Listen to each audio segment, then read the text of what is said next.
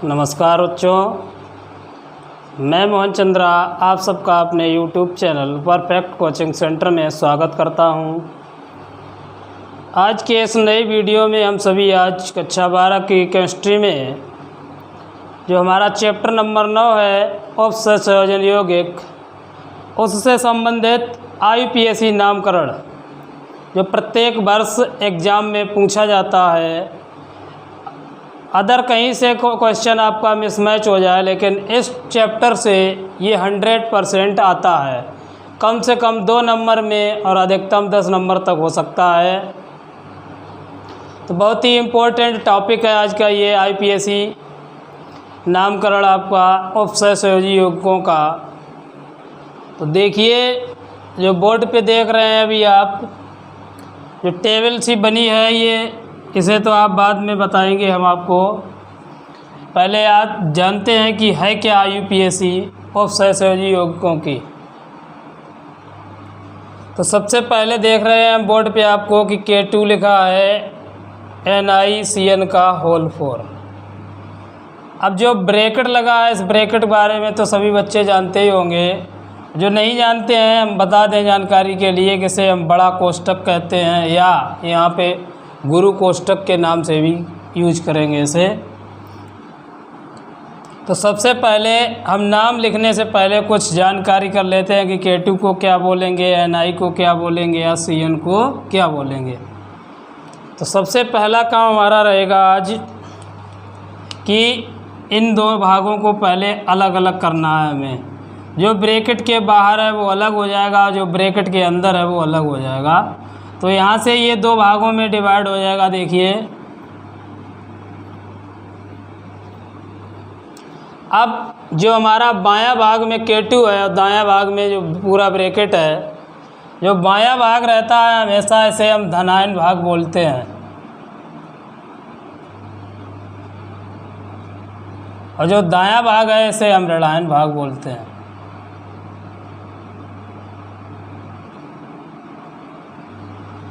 तो सबसे पहला काम हमारा है कि जो उपसय संयोजी संकुल या यौगिक हमें दे रखा है उसे 2 भागों में विभाजित करेंगे। एक भाग हमारा धनायन बन जाएगा, दूसरा भाग ऋणायन बन जाएगा। अब कोष्ठक के अंदर देखते हैं। कोष्ठक के अंदर जो हमारा गुरु कोष्ठक है, इसके अंदर जो सबसे पहला तत्व होगा उसे हम बोलेंगे केंद्रीय धातु परमाणु। तो जो हमारा यहाँ पे Ni है, इसे हम बोलेंगे केंद्रीय धातु परमाणु। इसके बाद में जो भाग है हमारा, जो तत्व होगा, वो उसे हम बोलेंगे लीगेंड।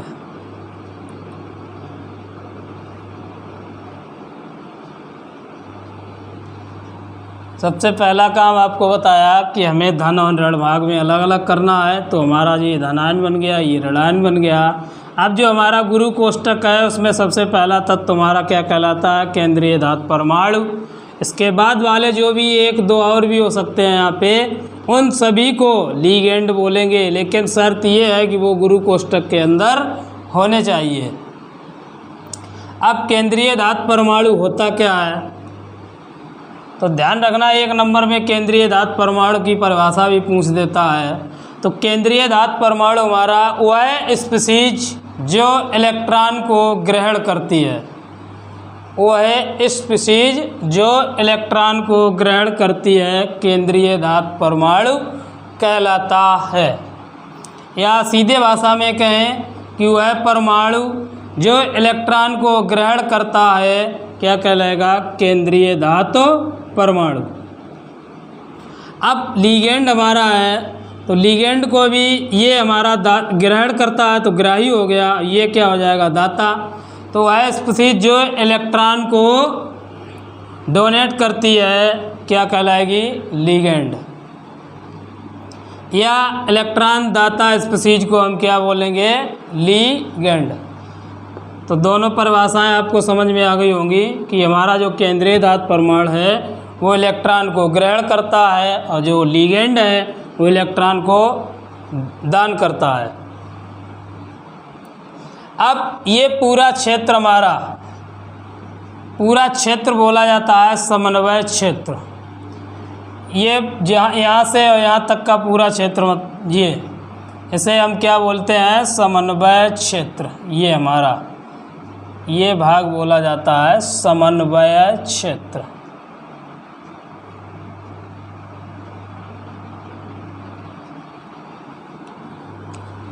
अब तो सभी बच्चों को समझ में आ गया होगा कि सबसे पहला काम है कि हमें जो संकुल यौगिक दे रखा है उसे दो भागों में अलग अलग करना है।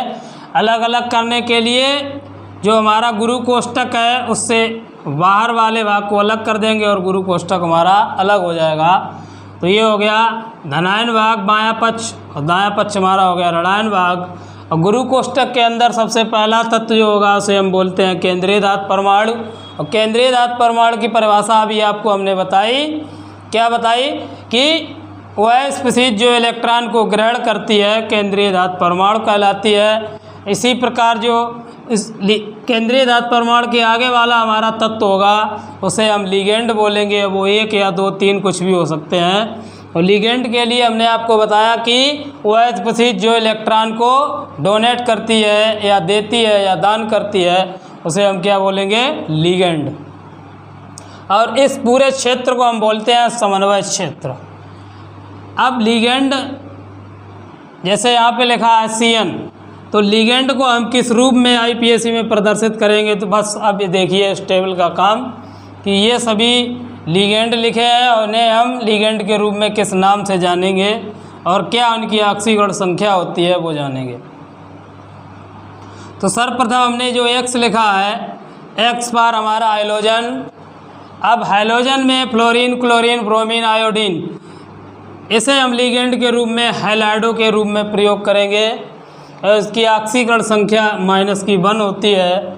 इसी प्रकार नंबर 2 पे हमारा CN लिखा है। CN को लिगेंड के रूप में साइनाइडो लिखेंगे और ऑक्सीकरण संख्या -1 होती है। और NO2 नंबर 3 पे हमारा NO2 है, इसे हम लिगेंड में नाइट्रो प्रयोग करेंगे और इसकी भी ऑक्सीकरण संख्या -1 होती है।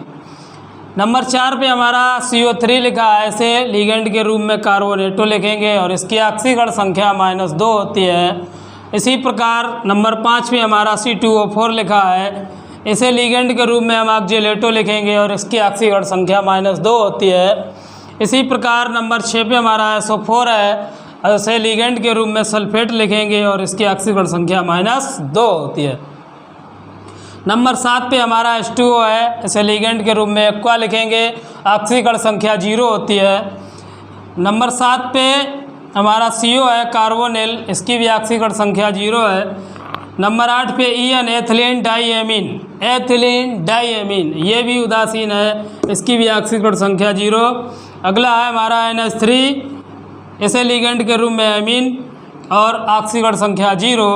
इसके बाद में हमारा लास्ट में है NO, नाइट्रोसिल, इसकी भी ऑक्सीकरण संख्या 0। और भी हैं लेकिन यहाँ पे जितने आपको ज़रूरत के हिसाब से हमने लिख रखे हैं, और आगे अगर ज़रूरत पड़ेगी तो वो भी बता देंगे आपको, लेकिन इतने से ही हमारा काम चल जाएगा। अब आइए देखते हैं नाम कैसे लिखते हैं। तो नाम लिखने का इसका एक फार्मूला भी हमने बना रखा है। सबसे पहले जब हम IPSC नामकरण करते हैं, IUPAC नामकरण, अब नामकरण करने से पहले हमें केंद्रीय धातु परमाणु जो हमारा है इसकी ऑक्सीकरण संख्या ज्ञात होनी चाहिए। अब ऑक्सीकरण संख्या निकालने के लिए हम आपको यहीं पे बता देते हैं सीधा कि कैसे निकालते हैं ऑक्सीकरण संख्या। तो जैसे हमें केंद्रीय धातु परमाणु की ऑक्सीकरण संख्या निकालनी है ना, कि हमेशा केंद्रीय धातु परमाणु की ही निकाली जाती है, तो जिसकी निकालनी है उसे हम मान लेते हैं, माना Ni की ऑक्सीकरण संख्या बराबर x। जो हमारा केंद्रीय धातु परमाणु Ni है उसकी हमने ऑक्सीकरण संख्या मान ली x। तो अब केंद्रीय धातु परमाणु की हो गई x प्लस Cn, ये लिखा है हमारा Cn की ऑक्सीकरण संख्या -1 है, तो इसे -1 है कितने Cn यहाँ पे 4, और प्लस हमारा क्या बचा है K। तो के की होती है ऑक्सीकरण अवस्था 1, तो +1 और इंटू हैं कितने 2, अब बराबर में हमारा हो जाएगा 0। तो x 4 का गुणा 1 में करेंगे तो -4 प्लस 2 1 2 हो जाएगा बराबर 0, या 2 में से कुछ 4 को घटाएंगे तो बचेगा -2 बराबर 0, या x बराबर हमारे पास 2। तो हमारा जो केंद्रीय धातु परमाणु है उसकी ऑक्सीकरण संख्या कितनी निकली 2। अब नाम लिखेंगे। नाम ने देखिए सूत्र है हमारा सर्वप्रथम धनायन भाग,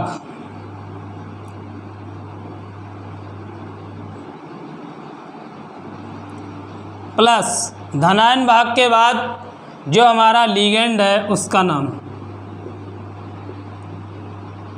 अब लिगेंड में 1 है 2 है 3 है, मोनो डाई ट्राई टेट्रा पेंटा जो भी है 1 2 3 4 5, उसके साथ में सबसे पहले हमें लिगेंड के साथ ये संख्या का भी निर्धारण करना होगा, प्लस केंद्रीय धातु परमाणु।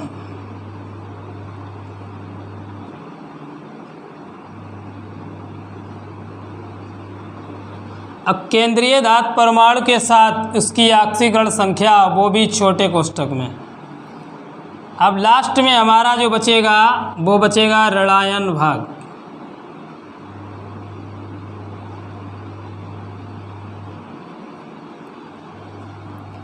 तो ये सूत्र आप ध्यान रखना कि धनायन भाग प्लस लिगेंड प्लस केंद्रीय धातु परमाणु ऑक्सीकरण संख्या सहित प्लस ऋणायन भाग।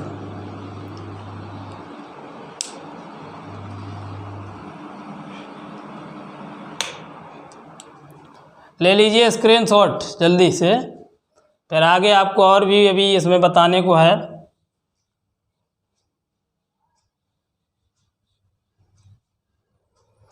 देखिए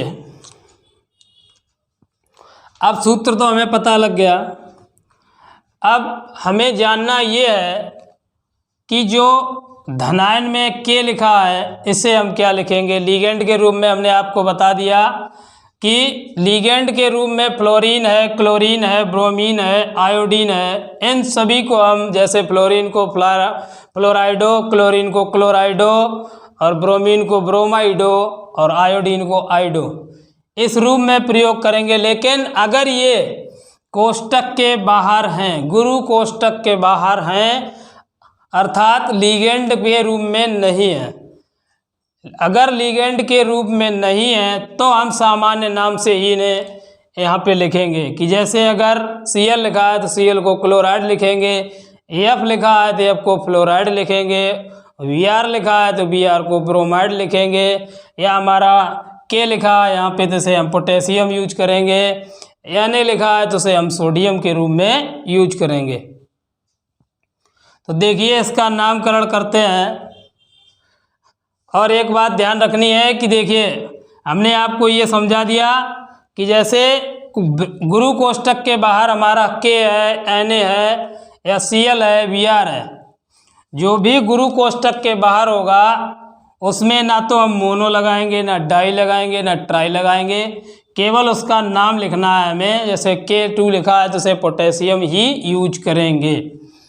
इसके बाद जो हमारा गुरु कोष्टक है, अब इसमें जो हमारा केंद्रीय धातु परमाणु अगर ये ऋणायन भाग में है, ऋणायन भाग में है, केंद्रीय धातु परमाणु अगर ऋणायन भाग में है तो इसमें 8 का और प्रयोग करेंगे 8। और अगर धनायन में है तो वैसा ही जैसे ये लिखा है Na अगर धनायन में है तो इसे हम निकिल लिखेंगे। ये ध्यान रखना है कि ये किसके लिए है, धनायन भाग के लिए।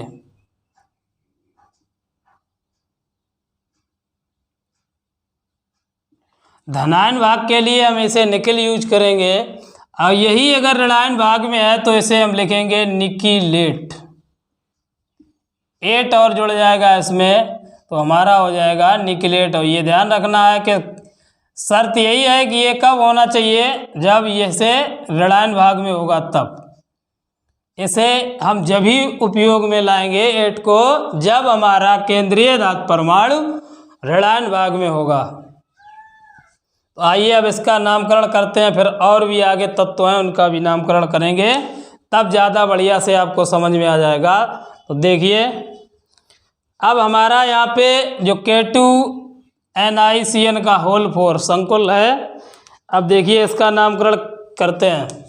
तो हमने लिखा है सूत्र में धनायन भाग, तो हमारा धनायन भाग में क्या है, K2 है। अब K2 को हमने बताया आपको कि मोनो डाई या ट्राई 2 हो या 10 हो, यहाँ पे कुछ नहीं यूज करेंगे, उसका केवल नाम लिखेंगे, साधारण नाम। तो हमारा K2 का नाम क्या है, पोटेशियम।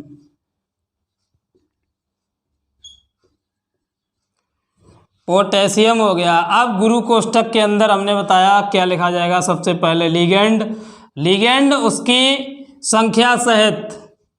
तो इसमें क्या है, 4 है, 4 को हम बोलते हैं टेट्रा। अब क्या है सीएन, सीएन को हमने क्या बताया, साइनाइडो, तो लिगेंड के रूप में साइनाइडो।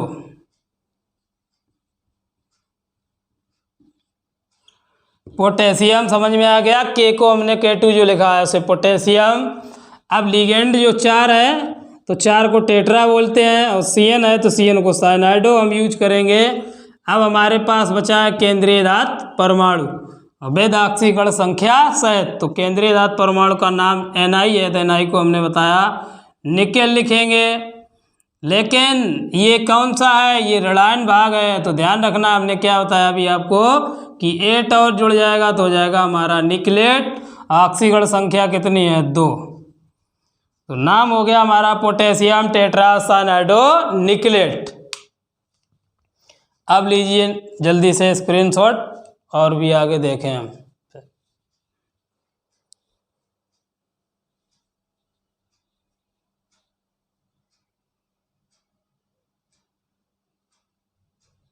अब देखिए नेक्स्ट, जैसे कोई अदर और ले लेते हैं तत् संकुल यौगिक। जैसे हमारा ये लिखा है CONH3 का होल 6 और Cl3। अब लिखा है संकुल यौगिक CONH3 का होल 6 और Cl3। अभी आगे हमने लगाया था जो पिछले तत्व में K2 आगे लगा था, अब यहाँ पे देखिए Cl3 पीछे आ गया है। अब आपका जो भी कन्फ्यूजन रह गया वो भी यहीं पे ख़त्म हो जाएगा। बिल्कुल बहुत ही आसान भाषा में अब भी ना सीख पाए अगर IPOC तो आपको कोई सिखा नहीं पाएगा, ये मेरी गारंटी है। तो देखिए हमने क्या बताया था, सर्वप्रथम आपको सबसे पहला काम करना है कि इसे 2 भागों में विभाजित करना है। अब 2 भागों में विभाजित करने के लिए हमने बताया था कि गुरु कोष्ठक के बाहर जो भी है वो हमारा अलग भाग बनेगा, तो यहाँ से इसे अलग कर लेते हैं। अब ये हमारा बन गया धनायन भाग, ये हो गया ऋणायन भाग। 2 भागों में कर लिया अलग अलग। अब क्या करना है, हमें केंद्रीय धात परमाणु की ऑक्सीकरण संख्या निकालनी है। तो केंद्रीय धात परमाणु हमारा CO है, तो इसकी ऑक्सीकरण संख्या हम मान लेते हैं, माना CO की ऑक्सीकरण संख्या बराबर X। जब CO की X मान ली तो X प्लस NH3 है हमारा, NH3 की ऑक्सीकरण संख्या यहाँ पे क्या है, 0। NH3 कैसा होता है, उदासीन, तो 0 × 3 प्लस क्या बचा है, 3 क्यों 6 है, Cl बचा है। तो Cl की ऑक्सीकरण संख्या वो लिखी है ऊपर -1, और है कितने Cl हमारे पास 3, और बराबर में हमारा हो जाएगा 0। तो x प्लस 0 और माइनस का 3 बराबर 0, या x बराबर हमारा हो जाएगा 3। तो जो हमारा केंद्रीय धात परमाणु CO है उसकी ऑक्सीकरण संख्या कितनी निकली है, 3। अब देखिए नाम लिखने से पहले हमने बताया आपको कि क्या है वो सूत्र ध्यान रखना है। सर्वप्रथम क्या करते हैं, धनायन भाग। अब धनायन भाग में हमारा क्या है, गुरु कोष्ठक पूरा। अब धनायन भाग में जब गुरु कोष्ठक है तो गुरु कोष्ठक में सर्वप्रथम क्या लिखेंगे, लिगेंड, लिगेंड के बाद केंद्रीय धात परमाणु। तो लिखिए सबसे पहले क्या है, एमीन है कितने हमारे पास, 6 हैं, 6 को हम क्या लिखते हैं, हेक्सा। तो नाम हो जाएगा हमारा हेक्सा एमीन अब क्या है, केंद्रीय धातु परमाणु को देखिए क्या यूज करते हैं, CO को हम कार्बोनिल, नहीं वो तो लिगेंड है, सॉरी, केंद्रीय धातु परमाणु है हमारा कोबाल्ट, तो हेक्साएमीन कोबाल्ट। ऑक्सीकरण संख्या कितनी है, 3, तो थर्ड। अब क्या बचा है, ऋणायन भाग। ऋणायन भाग में हमारे पास क्या है, Cl3। तो हमने बताया कि गुरु कोष्टक के बाहर जो भी तत्व या परमाणु लिखा होगा, आयन लिखा होगा, उसे हम सामान्य नाम से ही लिखेंगे यहाँ पे। तो हमारा Cl है, Cl3 है, इसे 3 से हमें कोई मतलब नहीं, हम क्या लिखेंगे, क्लोराइड। ये हो गया हमारा IPAC नाम। समझ में आ गया बच्चों? अब तो लगभग सभी को क्लियर हो गया होगा कि हम सर्वप्रथम क्या करेंगे, जो संकुल आयन दिया होगा हमें या यौगिक, उसे सर्वप्रथम 2 भागों में, पहला भाग जो बायां पक्ष होगा वो हमारा धनायन बन जाएगा, जो दायां होगा वो ऋणायन बन जाएगा। अब जब नामकरण करेंगे तो सबसे पहले धनायन भाग का, उसके बाद ऋणायन भाग का, और उसमें जो गुरु कोष्टक के अंदर हम सबसे पहले लिगेंड का नाम, और लिगेंड में हमारा NH3 है, तो हेक्साएमीन, केंद्रीय धातु परमाणु हमारा कोबाल्ट है, और विद ऑक्सीकरण संख्या 3, तो कोबाल्ट थर्ड हो जाएगा। ऋणायन भाग में हमारे पास Cl है, तो ये हो जाएगा क्लोराइड। इसी प्रकार देखिए दूसरा हम एक और देखते हैं, जैसे लिखा है हमारे पास है कोई K3FeC2O4,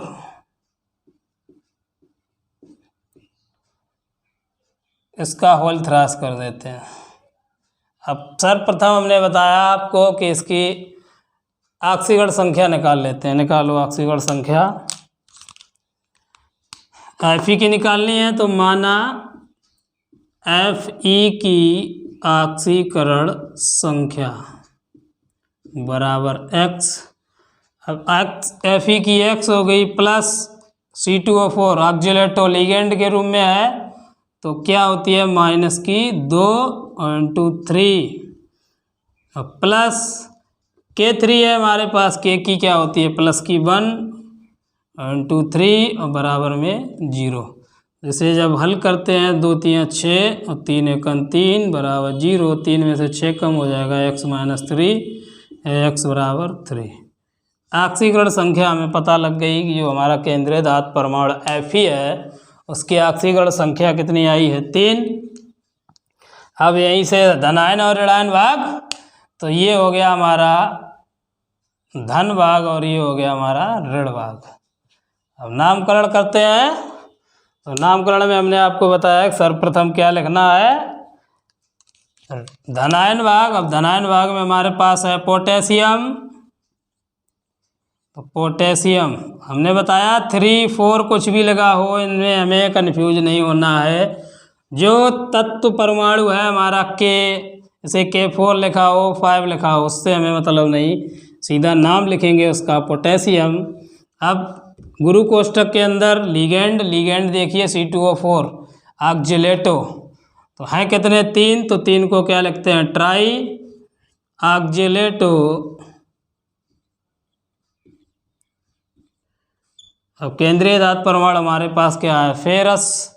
अब फेरस है किसमें, ऋणायन भाग में है, तो फेरस में हमने क्या बताया था, 8 जोड़ेंगे तो हो जाएगा हमारा फेरेट। ऑक्सीकरण संख्या कितनी है, 3, तो लिख देते हैं थर्ड। लीजिए जल्दी से स्क्रीनशॉट।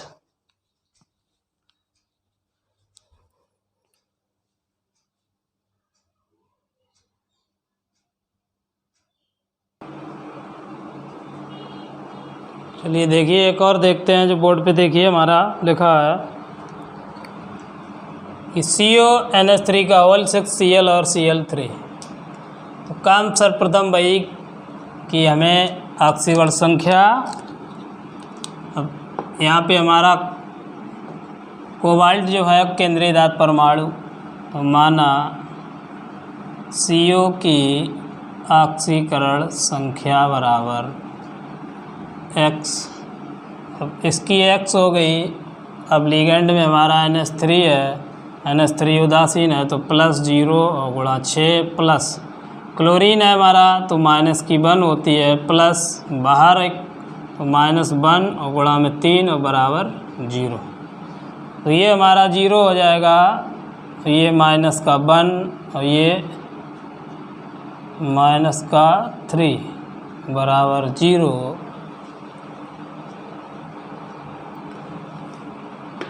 ये हो जाएगा -4 बराबर 0। 1 मिनट, ये प्राप्त हो गया x बराबर 4। ऑक्सीकरण संख्या में पता लग गई केंद्रीय धातु परमाणु की। अब इसे बताया कि भाई धनायन और ऋणायन भाग, तो ये हमारा गुरु कोष्ठक के बाहर वाला भाग, ये बन गया ऋणायन और ये बन गया धनायन। बायां पक्ष हमारा धनायन हो गया और दायां पक्ष ऋणायन। बस नाम लिखेंगे। नाम में हमने बताया सर्वप्रथम धनायन भाग। धनायन भाग में अगर गुरु कोष्ठक है तो सर्वप्रथम लिगेंड। अब यहाँ पे 2 लिगेंड हैं, एक हमारा एमीन है और दूसरा क्लोरीन है। अब इसे अंग्रेजी वर्णमाला के अक्षरों के अनुसार ABCD जो आती है, तो हमारे पास एमीन ए आएगी, सी क्लोराइड, तो ए पहले लिखेंगे। तो ए के साथ एमीन है कितने 6, तो हेक्सा एमीन। अब क्लोरीन को क्या करेंगे, देखिए आप, क्लोराइडो। लिगेंड में हमने बताया क्लोराइडो। इसके बाद केंद्रीय धातु परमाणु हमारा क्या है, कोबाल्ट। तो कोबाल्ट अब धनायन भाग में है तो इसमें कोई चेंजमेंट नहीं होगा, सीधा लिखा जाएगा कोबाल्ट। इसकी ऑक्सीकरण अवस्था कितनी आई, 4, तो 4। अब क्या बचा है हमारा ऋणायन भाग। ऋणायन भाग में क्या है, क्लोरीन, तो इसे लिखेंगे क्लोराइड। लिख लीजिए, जल्दी से नोट कर लीजिए। और एक देखते हैं बस, अब तो लगभग सभी बच्चों के समझ में आ गया होगा।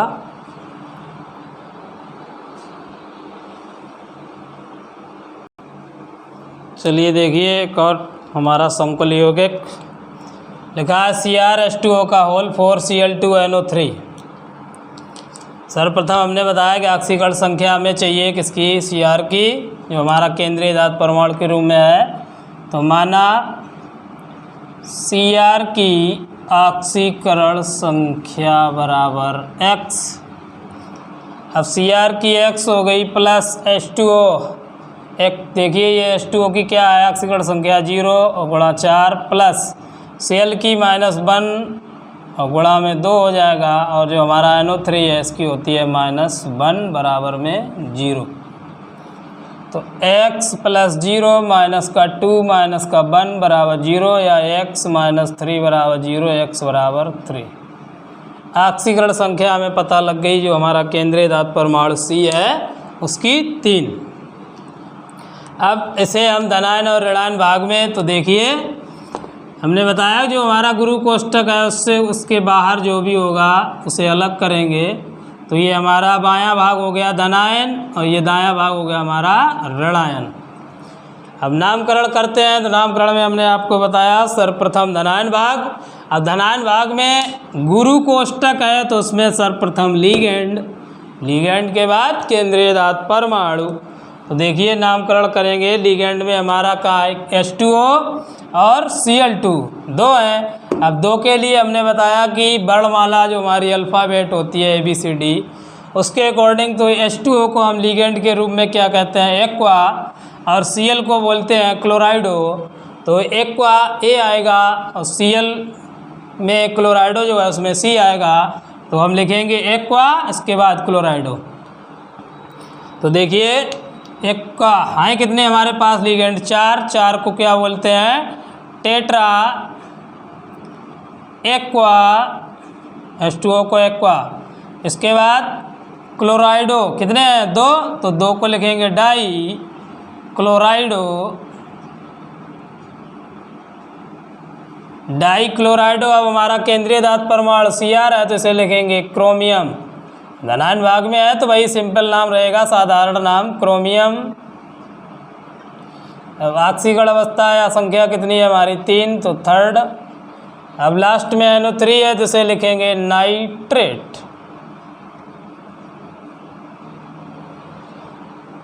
अब तो लगभग सभी को समझ में आ गया होगा। कीजिए नोट। आज के लिए इस वीडियो में बस इतना ही। मिलते हैं फिर नेक्स्ट वीडियो में। अगर वीडियो अच्छा लगे तो प्लीज़ लाइक शेयर सब्सक्राइब सभी दोस्तों को।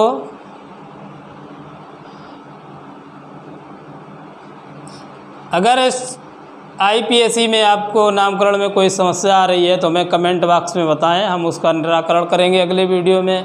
और उससे पहले भी हमारे जो इनऑर्गेनिक केमिस्ट्री के वीडियो पड़े हैं उन सब की लिंक हम इस वीडियो के डिस्क्रिप्शन बॉक्स में दे रहे हैं, तो वहाँ पे जाके आप उन सभी का भी अध्ययन करें। हम बढ़िया से आपकी इस तरीके से तैयारी कराऊंगा कि जो बोर्ड एग्ज़ाम 2024 होगा उसमें आपके 90+ नंबर आएंगे। धन्यवाद।